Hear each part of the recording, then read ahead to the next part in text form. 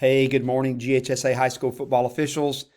Hope you're all doing well. For those of you who will be working week 13, hope you all do well. As you know, Georgia High School normally only has 12 weeks, but this year we have 13 due to the hurricane that happened this year. And so I hope all of you have a very good game tonight. Just to go back to the three plays that we showed you last week, this was the opening kickoff from a game a few weeks ago. As you will see, Kay kicks the ball, and it is caught while it is in the air by a member of the kicking team at about the 46-yard line. Let's take a look at it again. I think mechanically this crew does a pretty good job, is in good position here. I do think that it may have caught the side judge off guard here because he does not throw his flag, and we should have a foul on this particular play. All right, so this is the rule of what Kay can do and when they touch the ball or when they don't touch the ball. The opening sentence says, if any K player recovers or catches a free kick that becomes dead, it belongs to him unless it is kick-catch interference. And we know that a member of the kicking team may not catch the ball on a free kick if it has not hit the ground or hit another player. So on this particular play, we would have had kick-catch interference because this ball does not hit a member of R and it does not hit the ground. It is caught by K. This is not a pooch kick or a pop-up kick. And so therefore, we should have had a flag on the ground at approximately right where he caught the ball, which is 47, 46-yard line. The options for kick-catch interference, hopefully all of you know, kick-catch interference is one of those situations where we have special penalty enforcements. Obviously, because this is a loose ball play, they could back them up 15 yards and have them re-kick, which they probably would not do. Or they could take the 15-yard penalty at the spot of KCI, tack on 15 yards in this particular case, and take the ball or take an awarded fair catch. So again, this doesn't happen every day, but it is an opening kickoff. And so just as a reminder to all of you, you should be ready for those things, for those types of plays to happen in your game. And certainly you need to know the rule.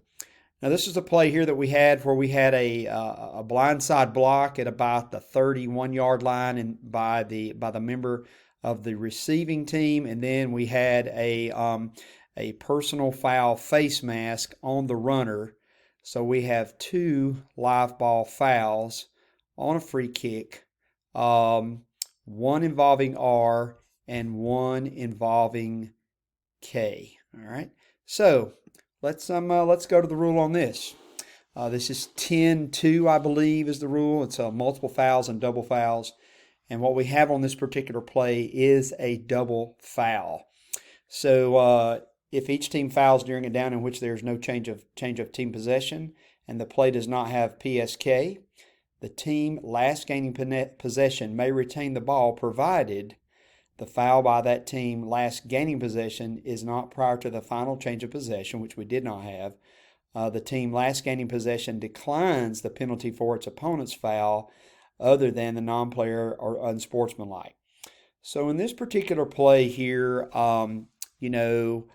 we talk about something that's in the ratings that we speak about on occasion is getting the ball with clean hands. And certainly the receiving team did get the ball with clean hands.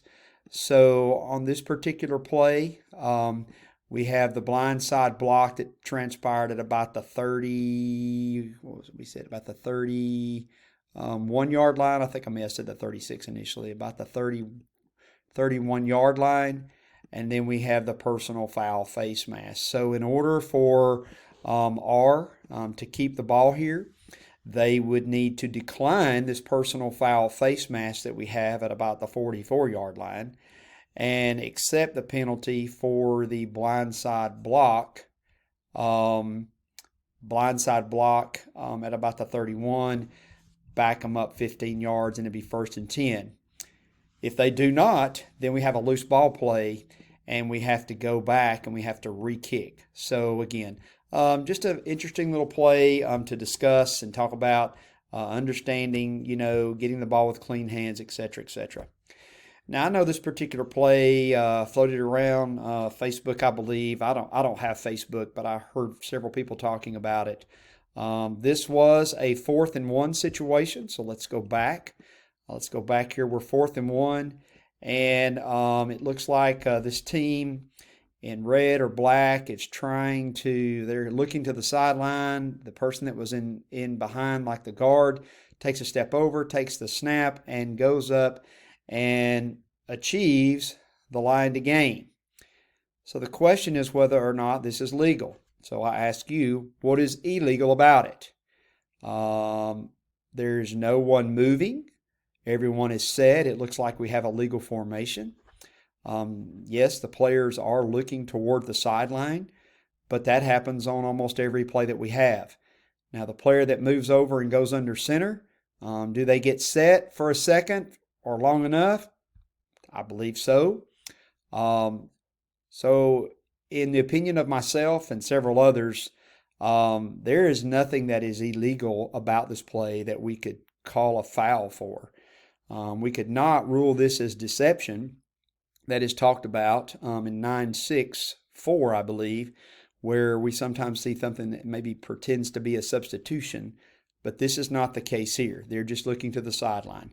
So this is legal by rule, while it certainly is pushing the envelope quite a bit. I would just say this about the crew on this particular play. The line judge... looks like, we know this is something we should be speaking to ourselves about on 4th down. The clock's going to stop regardless. And we're going to see the line judge come in. He puts his hand up, but he never stops the clock. And he does give the dead ball signal. I see the deep stopping the clock, but I don't see either wing stopping the clock on this play. It looks like the headline judge did go to the front stake, which is the new mechanic. But then kind of wobbled on his spot there. So anyway, a good play to talk about. Certainly some things that mechanically this crew could look at as well to be a little bit better. All right, so last play for you, and I'm going to let you look at it. This was not a play that we had last week. We have a snap to a quarterback. It was 1st and goal, and he's taken down, and the ball comes out. It's kind of hard to see, but the ball comes out. So he's tackled, they spin, and then the ball comes out. So the question is this a fumble? Is this forward progress? So you talk that over with your crew for a second. Get your thoughts together. The referee comes in and he gives a dead ball signal. So let's look about it. And I know that Kenny and David both talked about spots and forward progress this past summer, and we even talked about some of the officiating philosophies, the philosophy of officiating, and we always like to say no cheap turnovers. So this is what forward progress is. Forward progress is the end of advancement of the ball toward an opponent's goal line. All right. So I do believe that in this particular play, I'll slow it down here a little bit. So he is in the grasp and he is being spun. So certainly his forward progress was stopped. Now, when the ball comes out, it certainly is out. There, right as he's got almost to the ground, it does come out. So is this a fumble or is this forward progress? In my opinion, this is forward progress. This would not be a fumble. This would follow under the rule of no cheap turnovers. And I do believe that the correct call on this particular play, if this happens on the sideline or in a running play, I've got him down right there at whatever yard line that would be, 5, 10, about the 17-yard line, and then he spins and throws him down at about the 20. The one thing I would say on this particular play to the referee, it looks like the wing is moving back, the headline judge is moving back correctly. I would be going up with a dead ball signal immediately. As soon as I recognize that I've got him down, that I do have forward progress, even though the referee is probably not going to have the spot on this play, he is going to be able to blow his whistle and go up and give the dead ball signal. I do believe that would be the correct way to adjudicate this play. All right. Well, I hope you've all have enjoyed these plays that we have sent out for crews discussion. Hopefully, you have had some good discussion with your crews.